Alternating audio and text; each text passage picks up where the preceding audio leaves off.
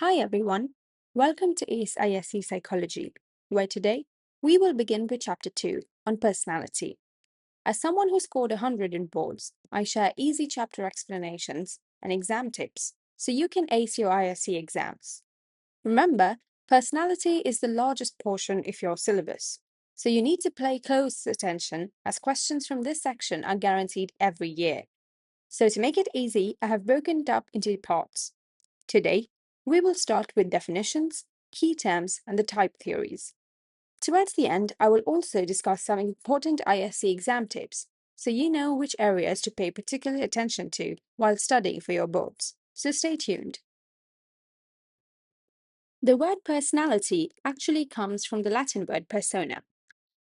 I want you to begin with a thought experiment. I want you to think about someone you know really well, maybe a close friend, a sibling, or even yourself. What makes them them? Why does a person walk into a room and light it up, while another prefers to sit quietly in the corner? Why does your friend always plan everything in advance, while you prefer to go with the flow? These are not random differences.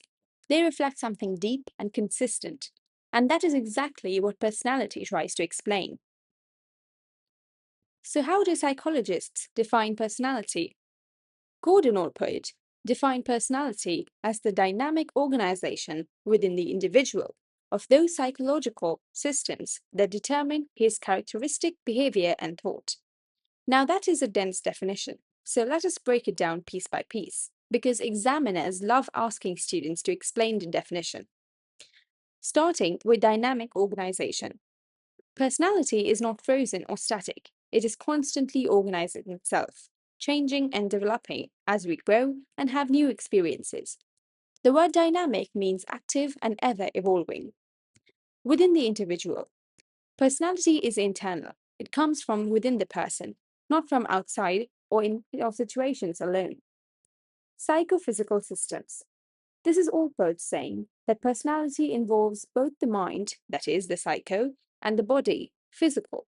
The two are inseparable. Your biology and psychology work together to shape who you are. Characteristic behavior and thought. Characteristic means typical or consistent. Personality shows up in patterns, in the way you behave, usually think, and usually feel. It's not what you do once, it's what you do consistently. So, putting it all together, Allport is saying personality is an active, internal, mind body system that produces consistent patterns in how we behave and think. An important ISC exam tip: if a question asks you to explain this definition, do not just quote it. Break it down into its component: dynamic, psychophysical, characteristic behavior patterns. These are all terms that need to appear in your answer. A 4-mark answer needs that breakdown, while a 2-mark answer at minimum needs the definition plus any one component explained. Now, the ISC syllabus specifically asks you to name the definition of 4 personality-related terms. These are definitions only, not theories, so they may appear very regularly as 2-mark short answer questions. So let us go through them properly. The 4 terms are temperament, habit, values, and self-concept. Term 1, temperament. Temperament refers to the biologically based, inborn aspects of personality, the emotional and behavioral tendencies a person is born with. Think of temperament as the raw material of personality. You can observe it in very young infants before the environment has had much chance to shape them. Some babies are calm and easygoing from the very beginning. Others are fussy and easily distracted. That early difference is temperament at work. Temperament is largely genetic and remains relatively stable across your lifespan. It includes things like how emotionally reactive a person is, how easily they are soothed, their energy levels, and how they respond to new situations. The key thing to remember here is that temperament is inborn. You do not learn it, you are born with it. Term 2, habit. A habit is a learned automatic pattern of behavior that is repeated regularly in response to certain situations or cues. Habits start as conscious, deliberate actions. The first time you studied a certain way, you had to actively think about it. But over time, through repetition, it became automatic, something you do without much thought. That is a habit. Habits are important because they contribute to the characteristic behavior Allport described. If you habitually respond to a stress by going for a walk or habitually check your phone before sleeping, those patterns become part of who you are. The key distinction is that unlike personality or temperament, habits are learned. They develop through experience and repetition. Term 3 Values. Values are the beliefs and principles that a person considers important and that guide their behavior and decisions. Values are deeply held convictions about what matters, things like honesty, family, success, fairness, or freedom. They influence the choices we make, the goals we set, and the way we treat other people. Two people can have very similar temperaments, but very different values, which leads them to lead their lives in very different ways. Values are shaped over time by culture, religion, family upbringing, and personal experience. They don't change easily, and when someone asks you to act against your values, it creates a genuine internal conflict. Term 4 Self concept. Self concept is a person's overall perception and understanding of who they are, including their beliefs about their own abilities, their personality, their roles in life, and their sense of identity. Self concept answers the fundamental question: who am I? It includes how you see yourself, that is, your self image, how much you value yourself, that is, your self esteem, and the kind of person you believe yourself to be. Importantly, self concept is not just about how others see you, it is about how you see yourself. And that internal picture has enormous influence on your behavior. We will explore self concept in much more detail in the later videos, where the concept of self, real self, versus the ideal self comes in. But for now, the definition is all that you need to know. So we covered Allport's definition of personality and the four key terms. Now, we are stepping into the theories, and we are starting with the oldest and most intuitive category, type theories. Type theories of personality are based on a very simple idea that people can be sorted into distinct types or categories based on certain characteristics. These theories are some of the oldest attempts to understand human personality and keep reappearing in different forms across history. For ISC, you need to know three specific theories: Sheldon's somatotypes, Hippocrates' four humors, and Friedman's type A and type B. All three of them come up very regularly as short answer and essay questions. Before we get into the specific theories, let us understand what a type theory actually is. A type theory proposes that personality can be categorized into a small number of distinct qualitative groups, called types. The key feature is that types are categories, not dimensions. You either belong to one type or another. There is no sliding scale. This is different from trait theories, which we will cover later, and which treat personality as a spectrum, more or less of a quality. Type theories say people fall into boxes, this type or that type. The obvious question is, can we really reduce the full complexity of human beings into just a few categories? That is a fair criticism, and it's one reason why type theories have largely been replaced by more nuanced approaches. We start with the oldest, proposed by the ancient Greek physician Hippocrates, around 400 BCE. Hippocrates believed that the human body contained four basic fluids, which he called humors. He proposed that a person's personality and emotional state were determined by which of these four humors was dominant in their body. The four humors and their associated personality types are as follows. Humor 1, blood, or sanguine. A person with the dominance of blood was said to be sanguine. The sanguine type is sociable, cheerful, optimistic, enthusiastic, and energetic. They are the life of the party, warm, talkative, and they bounce back from setbacks easily. They tend to be outgoing and enjoy being around people. Humor 2, yellow bile or choleric. A dominance of yellow bile produced choleric type. The choleric personality is ambitious, assertive, quick-tempered, restless, and dominant. They are natural leaders, driven, decisive, and action-oriented. But they can also be irritable, impatient, and controlling when things don't go their way. Humor 3. Black bile, melancholic. A dominance of black bile gave rise to the melancholic type.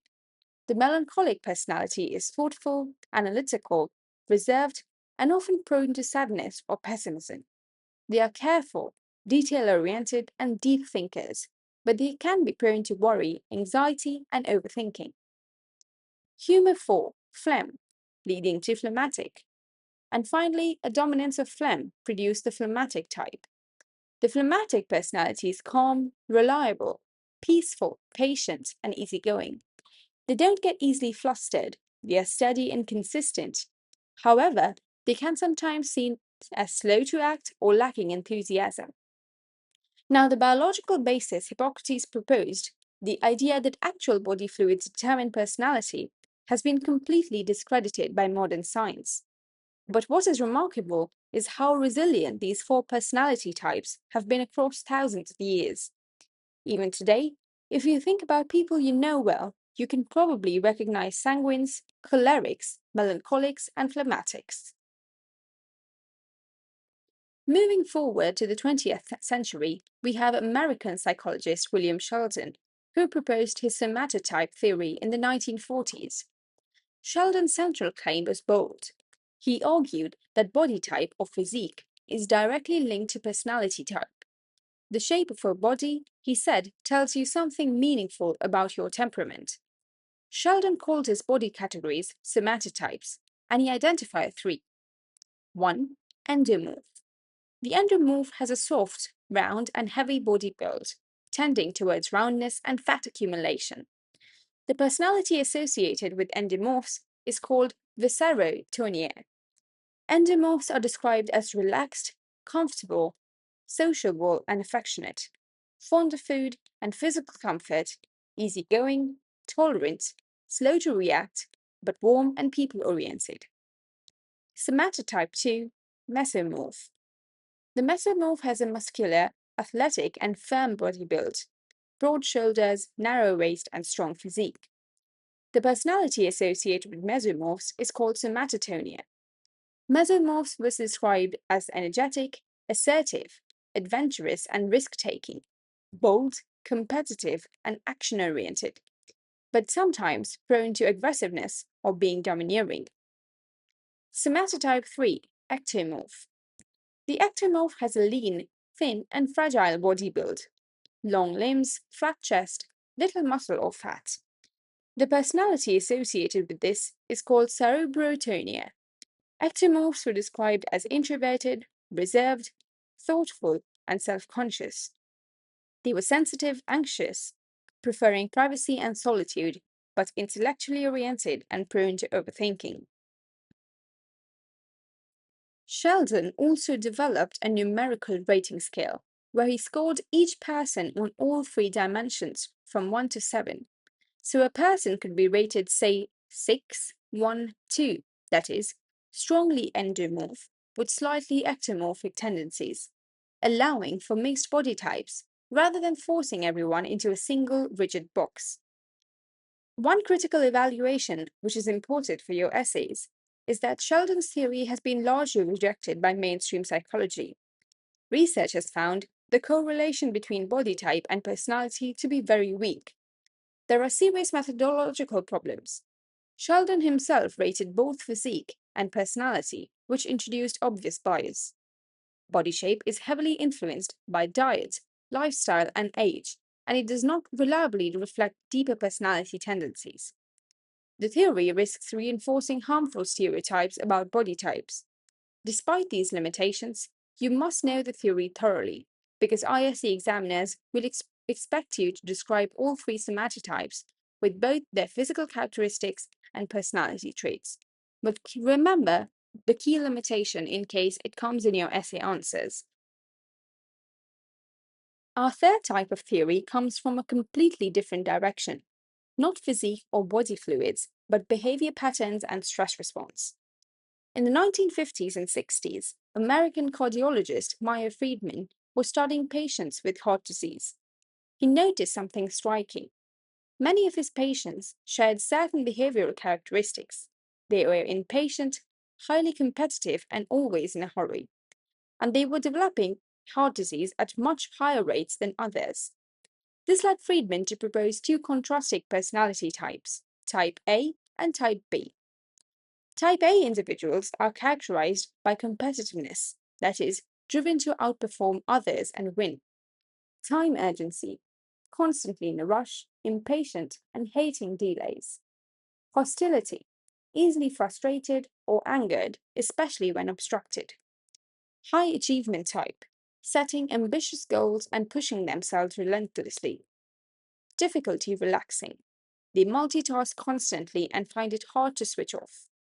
The critical health finding is that type A individuals were found to be at significantly higher risk for coronary heart disease, especially heart attacks. The combination of chronic hostility and constant time pressure creates sustained physiological stress that damages the cardiovascular system over time.